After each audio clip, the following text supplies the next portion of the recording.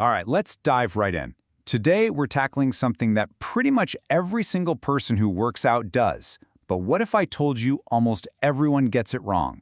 I'm talking about the warm-up. We're going to look at the real science of what it takes to get your body ready for peak performance. And I promise you, it is not what you've been taught. So let me just ask you this right off the bat.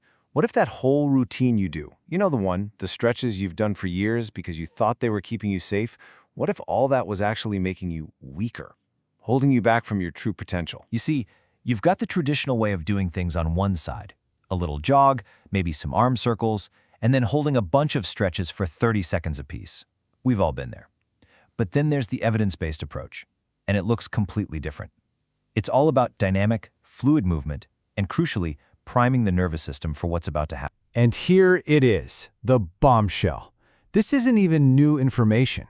Research going all the way back to 2001 has shown pretty clearly that holding those static stretches before you train doesn't just not help, it can actually make you perform worse. So what does that actually look like? Well, holding those stretches can literally decrease your force production. It can lower your power output. That means you can't lift as heavy, you can't jump as high. It's even been shown to slow your running speed and increase your reaction time, making you physically and mentally sluggish. That is the exact opposite of what you want from a warm-up. Okay, so if the old way is broken, we need a totally new mindset. This means we have to rethink the entire point of a warm-up. It's not about making our muscles longer, it's about total system preparation. The modern definition is all about preparing you both physically and mentally. And that second part is so key, isn't it? It's about getting your head in the game just as much as it is about getting your body ready. So the real goal here is to prime the entire system. Yeah, we want blood in the muscles, sure. We want the joints to be lubricated and moving well. But the most important part?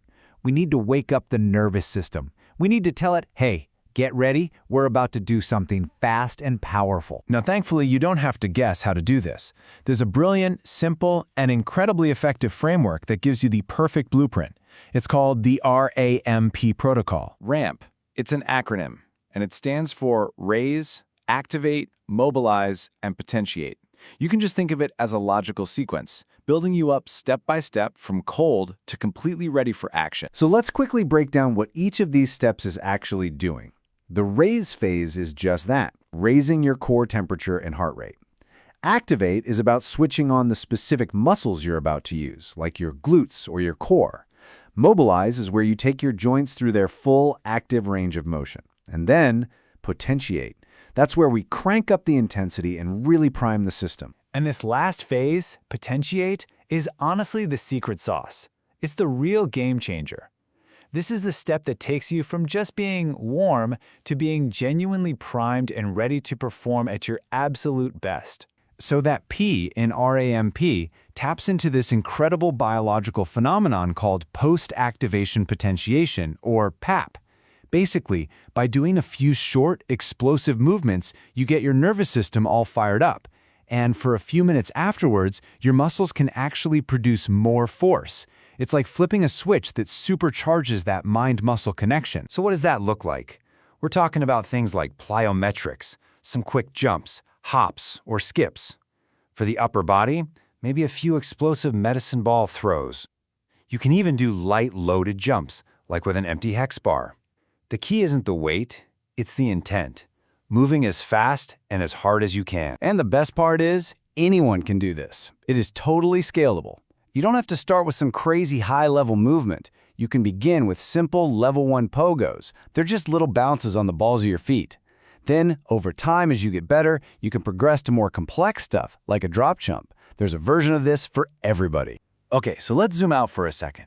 When you start warming up this way, you're not just getting ready for today's workout.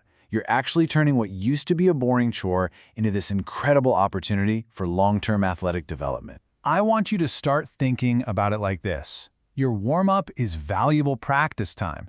It's no longer this thing you have to get through to get to the real workout. It is part of the workout.